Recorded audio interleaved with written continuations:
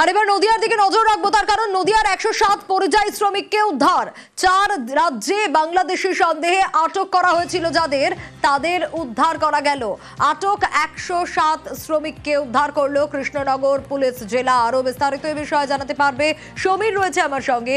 সমীর, ওড়িশা, হরিয়ানা, মহারাষ্ট্র, ছত্তিশগড় যেসব পরিযায়ীদের আটক করা হয়েছিল, এবার প্রশাসনের সাহায্যে তাদের উদ্ধার করা গেল।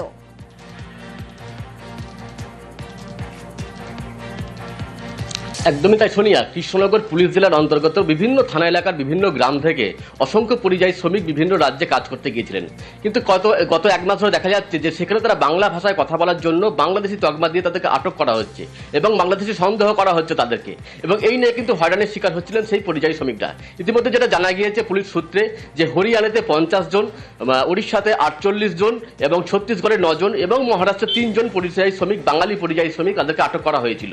এবং এই পরিযায়ী শ্রমিকদের পরিবার কৃষ্ণনগর পুলিশ জেলার আধিকারিকদের সাথে বা বিভিন্ন থানাতে তারা যোগাযোগ করে। তাদের যে নথিপত্র বা প্রমাণপত্র রয়েছে এখানকার স্থানীয় বাসিন্দা হওয়ার, সেগুলো তারা সেই আধিকারিকদের হাতে তুলে দেন। এরপরে স্থানীয় থানা, নদীয়া জেলা পুলিশ প্রশাসনের উদ্যোগে সংশ্লিষ্ট যে রাজ্য সরকার রয়েছে, রাজ্য প্রশাসন রয়েছে, যেখানে এই পরিযায়ী শ্রমিকদের আটক করে রাখা হয়েছে, তাদের সঙ্গে যোগাযোগ করে এবং সেখানে এই নথি পাঠানোর পর ইতিমধ্যে কিন্তু 110 জনের মধ্যে 107 জনকে ছেড়ে দেওয়া হয়েছে। এবং এই 3 জন করিমপুরের বাসিন্দা, মহারাষ্ট্রে গতকালই তাদেরকে আটক করা হয়েছে এবং তাদেরকে উদ্ধারের চেষ্টা করছে স্থানীয় কৃষ্ণনগর জেলা পুলিশ। এবং এর পাশাপাশি এদের অনেকে কিন্তু ফিরে এসেছেন, যেমন কালীগঞ্জের এক বাসিন্দা রফিক, তিনি কিন্তু বাড়ি চলে এসেছেন। তার ভাইকে আটক করা হয়েছিল গুরুগাঁও বা হরিয়ানাতে এবং তিনি কালকে মুক্তি পেয়েছেন, তিনিও বাড়ি ফিরে আসছেন। সে আতঙ্কে রয়েছেন, সে আর কাজে যেতে চাইছেন না।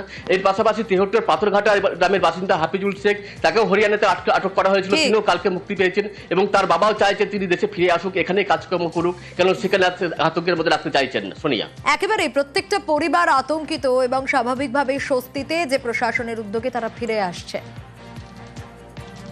গুরগা হরিয়ানায় আমরা ওখানেতে 20 বছর থেকে থাকি। ওখানকার পুলিশ আসছে, বাংলাতে কথা বলছে, বাংলাদেশের উদ্দেশ্যে ধরে নিয়ে যাচ্ছে। আমার ভাইকেও ধরে নিয়ে গেছে। এই জন্য আমার বাবাকে ফোন করেছি। আমার বাবা কালীগঞ্জ থানাতে কাগজপত্র নিয়ে গিয়ে তারপরে পুলিশের ঊর্ধ্বান্তে আমার ভাইকে ছাড়া দিচ্ছে। কেন ধরল আপনার ভাইকে? বাংলাতে কথা বললে ওরা বাংলাদেশের উদ্দেশ্যে ধরে নিয়েছে, বলছে তোরা বাংলাদেশি। আমি প্রশাসনের উদ্যোগে ছাড়া পেলাম।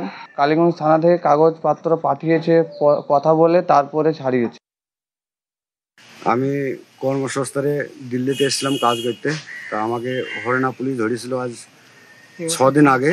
তা আমাদের তেহট্ট থানার যে আইসি আছেন, ওনাকে ধন্যবাদ জানাই যে উনি আমাকে এটা কাগজ পাঠানোর পর আমাকে ছেড়ে দেয়। এবার নজর রাখবো অপরাজিতা বিলে না, কেন্দ্রের আপত্তিতে অপরাজিতা বিল ফেরত। অপরাজিতা বিলে মিলল না অনুমোদন। ধর্ষণে ফাঁসির সাজায় বিধানসভা বিল পাশ 3রা সেপ্টেম্বর 2024-এ সর্বসম্মতিক্রমে বিধানসভায় পাস হয় এই বিল। রাজ্যপালের মাধ্যমে বিল যায় রাষ্ট্রপতির কাছে, কিন্তু অপরাজিতা বিলে কেন্দ্রের আপত্তি। ধর্ষণে ফাঁসির সাজার বিল পাস হয় রাজ্য বিধানসভায়। বিলের বেশ কিছু অংশে স্বরাষ্ট্র মন্ত্রকের আপত্তি। ন্যায় সংহিতার সঙ্গে সামঞ্জস্যপূর্ণ নয় বলে দাবি। মহিলাদের সুরক্ষা আরো নিশ্চিত করতে অপরাজিতা বিল রাজ্য বিধানসভা সেটা পাশ করেছিল। এই ধর্ষণ, খুনের শাস্তি ফাঁসি, মৃত্যুদণ্ড, ওই বিল অনুমোদন না দিয়ে সেটি নাকি রাজভবনে ফেরত এসে গেছে দিল্লি থেকে। আমাদের দাবি অপরাজিতা বিলকে অবিলম্বে অনুমোদন দিতে হবে। আর সেই বিল যদি অনুমোদন না দেয় তাহলে প্রমাণিত হবে মহিলাদের উপর অত্যাচার, ধর্ষণ, খুনের পাপীদের চরম শাস্তি দিতে মমতা বন্দ্যোপাধ্যায় যতটা দায়বদ্ধ, বিজেপি ঠিক তার উল্টো। বিজেপি সর্বোচ্চ শাস্তি মৃত্যুদণ্ড চায় না, বিজেপির মুখোশ খুলে যাচ্ছে। ভারতীয় ন্যায় সংহিতা, যেটা কেন্দ্রের বিল এবং সমস্ত ভারতবর্ষের মানুষ যেটা ফলো করছেন, আলাদা করে পশ্চিমবঙ্গের জন্য আলাদা বিল হবে কেন? কোটি কোটি টাকা মহিলাদের সম্মান সুরক্ষার জন্য যে দেওয়া হয়েছে, ফাস্ট ট্র্যাক কোর্ট, সিসিটিভি লাগানো, সেই টাকা ফেরত চলে গেছে।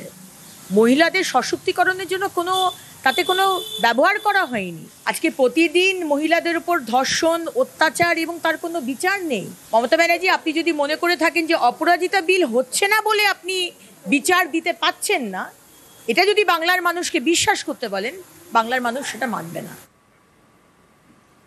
100 দিনের কাজে কোন রাজ্যের কত বকেয়া? লিখিত প্রশ্ন রাজ্যসভায় তৃণমূলের দলনেতা ডেরেক ওব্রায়ানের। এর জবাব দিয়েছেন কেন্দ্রীয় গ্রামোন্নয়ন মন্ত্রী। তাতে বাকি সব রাজ্যের তথ্য থাকলেও পশ্চিমবঙ্গের নামই নেই, আর এ নিয়ে তরজা তুঙ্গে। 100 দিনের কাজ গরিবের আয়ের বড় ভরসা। গত কয়েক বছর ধরে পশ্চিমবঙ্গকে এই প্রকল্পের টাকা দেয় না কেন্দ্রীয় সরকার। বিজেপির দাবি দুর্নীতির কারণে এই পদক্ষেপ, যা মানতে নারাজ তৃণমূল। তাদের দাবি এটা বঞ্চনা, বাংলাকে ভাতে মারার কৌশল। এই 100 দিনের কাজ নিয়ে শুক্রবার রাজ্যসভায় প্রশ্ন করেন ডেরেক ওব্রায়ান। রাজ্যসভায় তৃণমূলের দলনেতার লিখিত প্রশ্ন। গত এক বছরে 100 দিনের কাজে নথিভুক্ত নামের সংখ্যা 8.6% বেড়েছে। তাহলে বছরে কর্মদিবস 4.3% কমলো কেন? 100 দিনের কাজে 2022 থেকে কোন রাজ্যের কত টাকা বকেয়া রয়েছে? কেন্দ্র কি 100 দিনের মজুরি বাড়ানোর কথা ভাবছে? এর লিখিত উত্তর দিয়েছেন কেন্দ্রীয় গ্রামোন্নয়ন মন্ত্রী শিবরাজ সিং চৌহান। সেখানে সমস্ত রাজ্য এবং কেন্দ্রশাসিত অঞ্চলের নাম রয়েছে, কার কত টাকা বকেয়া তার উল্লেখ রয়েছে, কিন্তু এই তালিকায় পশ্চিমবঙ্গের নামই নেই। আমি জানি না যে এই ধরনের কাজ কি করে কেন্দ্রীয় সরকার করে।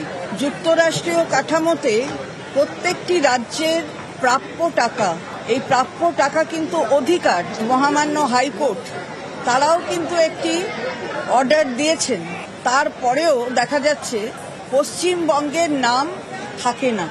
অর্থনৈতিকভাবে যদি কেউ মনে করে যে পশ্চিমবঙ্গকে বঞ্চিত করবে, তাহলে পশ্চিমবঙ্গের মানুষ আগেও বুঝিয়ে দিয়েছে, আবারও বুঝিয়ে দেবে। মাননীয় স্বরাষ্ট্রমন্ত্রী যখন কলকাতায় গেছিলেন, তখন উনি বলেছেন ডেটা দিয়ে যে আমাদের নরেন্দ্র মোদীজির সরকারে কত লক্ষ কোটি টাকা দেওয়া হয়েছে আর কত টাকা দেওয়া হয়েছিল ইউপিএ আমলে। সুতরাং এখানে আলাদা করে মানরেগার জন্য ডেটা দেওয়া হয়নি, পশ্চিমবঙ্গের নাম করা হয়নি বলে আজকে যে সত্য সেটা সত্যই থাকবে। টাকা দেওয়া হয়েছে পশ্চিমবঙ্গ সরকারকে, মমতা ব্যানার্জির সরকার সেটাকে চুরি করেছেন, তার হিসেব দেননি। বাকি অনেক অবিজেপি শাসিত রাজ্য রয়েছে, কারুর কোনো সমস্যা নেই, একমাত্র সমস্যা শুধু পশ্চিমবঙ্গে। নিউজ 18 বাংলা। নির্মীয়মান হাইড্রেন ধসে যাওয়ায় ক্ষোভ। নিম্নমানের সামগ্রী দিয়ে হাইড্রেন তৈরির অভিযোগ। ঘাটালের খড়ার পুরসভার ঘটনা। দেখাবো সেই ছবি। দেখুন কি অবস্থা হাইড্রেনের। নির্মীয়মান হাইড্রেন ধসে গেছে। নিম্নমানের সামগ্রী দিয়ে হাইড্রেন তৈরির অভিযোগ উঠছে। আরো বিস্তারিত এই বিষয়ে জানাতে পারবে সুকান্ত রয়েছে আমার সঙ্গে। সুকান্ত, ঠিকাদার সংস্থা তারা কি বলছে? কারণ তাদের বিরুদ্ধে অভিযোগ তো নিম্নমানের সামগ্রী ব্যবহার করে হাইড্রেন তৈরি করার। একদমই দেখো সোনিয়া, ঠিকাদারি সংস্থার বিরুদ্ধে অভিযোগ উঠছে। তার সাথে যে অভিযোগ উঠছে যে পৌরসভার প্রায় 38 লক্ষ টাকা ব্যয়ে যে খরচা হচ্ছে সেই নজরদারির অভাব, অর্থাৎ পৌরসভাও ঠিকমতো নজরদারি করেনি। আর ঘটনাটি ঘাটালের খড়ার পৌরসভার 6 নম্বর ওয়ার্ড বাসস্ট্যান্ড এলাকায়, যেখানে প্রায় দেখা যাচ্ছে দীর্ঘ একটি হাইড্রেন নির্মাণের কাজ কিন্তু এখনো চলছে। সেই নির্মাণের কাজে প্রায় 300 থেকে 400 ফুট জায়গা কিন্তু বসে গিয়েছে, অর্থাৎ হাইড্রেনের একাংশ ধসে গিয়েছে, যার ফলে কিন্তু এলাকার মানুষ তারা দাবি তুলছেন যে নিম্নমানের সামগ্রী দিয়ে কাজ হয়েছে এবং পৌরসভার নজরদারির অভাব। এই নিয়ে কিন্তু একটা তোলগোল পড়ে গিয়েছে। পৌরসভার নজরদারির অভাবে অভিযোগও উঠছে, নজর থাকবে।